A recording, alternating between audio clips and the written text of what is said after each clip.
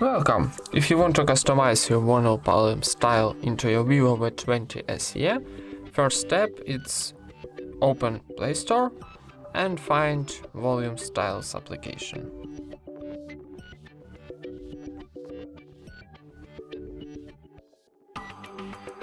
This one, Volume Styles, so click Install, wait for installing,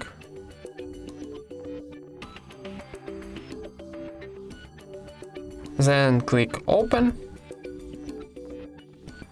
and now into your volume style application choose your volume style panel, for example iOS, this one. So choose and click in the top button Start.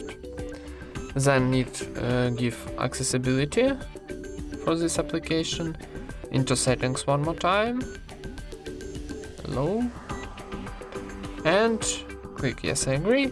And now we got a new volume style like iOS into our VIVO V20 SE. Thank you for watching, leave thumbs ups and subscribe to our channel.